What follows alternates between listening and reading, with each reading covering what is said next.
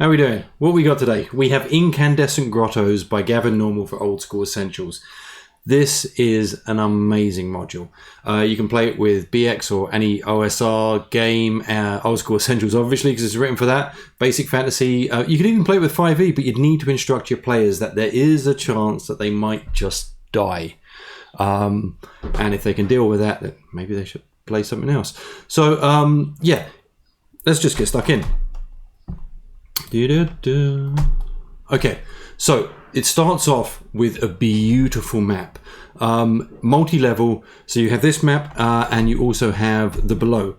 Now there are loops galore. You know I love loops, and loops are really cool for players. You tend to enter in over here, and there are so many ways you can kind of, are you able to see that mouse? Maybe a little bit. I've got to improve that. So there's so many ways you can go around, but also there are multi-level loops. From here there's ways to get down to the floor below. You can go through the river. There's several sets of stairs down. All of that is just cool stuff. It means that there is no singular way through the dungeon. There's multiple ways. There's even teleporting, which I should cover later. So yeah, so many useful ways to get to where you want fast, but also for players to get lost really easy, which is just super cool. So, and the maps are also gorgeous. I also like the way on the maps you can see over here on the right, top right hand side. So these are facing pages. Sorry, let me not mess the mic up. These are facing pages. So the design for everything to do with Old School Essentials for me is probably some of the best design there's ever been. And it's all to do with facing pages. And yeah, so everything you tend to need is on two pages that look at each other if you actually have the printed product, which is cool. Yeah, so the maps are amazing. And let's get stuck in. So, the one thing I was going to start with is I've already done a video, which I'll probably link at the end to, if I remember, to A Hole in the Oak, which is an amazing adventure, a game from Gavin Norman. You can link the both of them together to cause a really cool dungeon. There is a river going through here. There's a river going through there. You can just string them together, which is absolutely something I'd be doing if I run them again. I've run this beforehand and had a ball running it as well. So, it starts off with an adventure overview. It gives you a brief, and I mean a brief, history of what the actual dungeon was there for and who was there beforehand. This is not really for the players, but it helps with GM framing. I really like it. I like in some other adventures you see the before, 10 years ago or recently and that kind of stuff. But having that little bit to frame and understand the dungeon, your players won't have it, really helps you kind of get the feel of what the dungeon's about. Next thing they do is they give you some factions. I love factions. Factions are amazing, but what they do here is that extra little step, which they always do. They give you the relationships between the factions, which is even better. So you exactly know how you can play them, or potentially how your players might play them off. And that's a big key with a lot of these adventures. Is it's not just enemies. It is people being they're tools. There are tools within the dungeon that can be played off with each other if you've got a smart party. There's also crystals in these dungeons, which is really cool. It gives you instructions for how to kind of like harvest them, which again, excellent.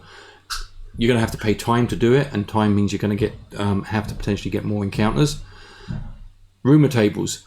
Rumor tables are really cool, which I really like. And the treasure in the dungeon, because this is an Old School Essentials product, they always like to list all the treasure there, because essentially every gold piece is a potential XP. But here's the thing with it: no one's ever going to find all the stuff in the dungeon. Now, again, more coolness. Two different random random events tables. So you're going to be rolling these every turn on a 1 on a d6. You're going to get one, and then you're going to roll on these tables. But what they've done really nice is there's two different ones, one for each floor, which are all topical for the floors. And there's cool stuff in here, not just things that are going to potentially hurt the players. There is PC's light source flicker of violet and tangerine for 1 turn. Just messes with people. 2d6 kobolds. See area 4 for their stats, so it shows you exactly where you can get the stats for them. Searching for a gang of charlatan moss peddlers. It's just cool. And if we look over here on the other one, what else? A great green eye opens in the wall momentarily, observes the PCs, then closes. It doesn't have any function, it's just there to mess with your players. And like, I love stuff that messes with players, and players kind of like it as well. So yeah, really cool on that front. This is the layout. Again, it's that facing pages layout. You have the map, the little kind of pull out of the map. So you don't have to go flipping back to a map, or you just need the 2 pages you're on in order to run all of those rooms, which is just amazing design, and not enough things do that. I know you can have a map separately, but for me, running these adventures at a table is just a dream because you don't need to keep flipping, which is brilliant. So let me go to the next one because I've got some more of a breakdown of what you got there. So this is area 4 on the right hand side where it says kobolds. Crystal Grotto. So the layout of these modules I've covered beforehand, but if you haven't seen it, it's really, really cool. You have a bolded bit, and then in the brackets just afterwards, what you have is you have kind of like an expansion on that part. So for this one, it's a crystal grotto, or as you walk in, there's metallic grey crystals hanging from the ceiling. The floor's sandy. It's kind of white sand. The type you get on a beach, and there's this glowing moss. It's absolutely enveloping the walls. It's like a blanket on the walls. It's so easy to say stuff at a glance at it once, and actually start to describe the room. And then when people start to look at stuff, expand on it further, which I love. Again, old school beautifulness, snivelling canid humanoids. These aren't your dragon kobolds, they're the original doggy kobolds, which is super cool. And all your stats and everything is there. Even better stuff, it just says hates gnomes, attack on sight. It's so nice as a GM to know that they're potentially going to be able to talk to them, or depending on the reaction roll. But, you know, if there's a gnome there, it's over, which is super, super cool. And again, the purplescent moss, they're collecting it. So immediately these adventures, nothing is just simple. They're there collecting the moss. So this moss, smart players will know this moss actually has some sort of value. It's worth them trying to find out. And there's loads of this stuff just sprinkled throughout the module. Players won't get an awful lot of it, but it's so nice that it's all there, that if you have curious, kind of inquisitive, intelligent players, they will start pulling on threads and finding stuff. And they're going to find a lot of stuff that's actually not there at all, which is cool as well. Another couple of room quick descriptions here. There's number 6 over here. This is an ooze filled room. It's a dark stone block, and there's basically this pale jelly in there. If a player walks in too fast, doesn't really say they're going to do anything. They're going to walk straight into it. This is flesh dissolving jelly. It doesn't hold any kind of it doesn't hold any punches. These modules.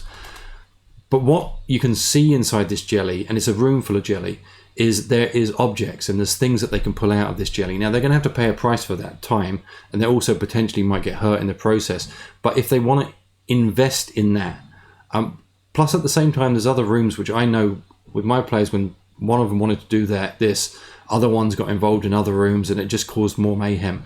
But it's just cool stuff. They can see it. There's a problem in front of them. There's stuff in this ooze. How am I going to get it out? They have to figure it out. That's what I think puzzles should be in some ways. And also traps as well. If you look again, number 10 here, sigil of jellification. It's just cool. Everything in this game, I know, says is brutal, and it's a game of risk and reward, and that's what it is. But it's not heartless brutalness. So when you go in there, there's a purple slime ring. Immediately there's a ring on the floor, so your players are going to be going, that's a bit off there. And the 7 small jelly piles close to the door, just inside the slime ring. So again, it's giving your players a hint, something is off here. If they examine the piles, they vaguely look like squashed gelatinous rats. If the player steps in, they're going to get turned to, or they're going to have to save or get turned to jelly, and they're dead. Now that's brutal, but it's beautiful because they've been given the clues and they get to either act on them or not act on them. And that's kind of like the story of all of these modules, which I really, really like. For a lot of the old school stuff, I have a bit of an issue with just you save or die over something that you shouldn't really know. But when you've given players clues, it's fair enough. You know, it's a game. You pay for an education. So here's another thing within this bottom floor. And again, I'm not going to go into massive detail on everything because this is a must-have module really. So there is these 3 tanks. Now they have to get to the tanks, and to get to the tanks, they're going to have to figure out how to open kind of doors and that side of stuff that are locked. So once they've got that, they can actually get to the tank. In one tank, there is you can see a man in it, in a robe with a black amulet, and he's suspended upside down. The gel within this preserves suspended biological matter. so it preserves it completely. There's another one where there is there's a good chance it could break, but it warps biological matter. I kind of like this. The one that's most in danger of breaking is the one that's going to make people turn flesh permanently lumpy, bumpy, and discoloured. That's kind of cool. And the last one is it dissolves flesh. So you've got preserves flesh, mutates flesh, and dissolves flesh. 3 kind of like linked things in this temple of slimes, I suppose. But this isn't just kind of big vats of stuff. These are tools that your players can pick up and use at different points of this dungeon if they can figure it out. And that is just, again, everything here is really, really cool. And again, 19 down here, I haven't highlighted it, but this is a place for like shenanigans, fun, and also a tool. There are blocks there that will actually transport people, depending on which one you're on, to different parts of this dungeon. It splits the party.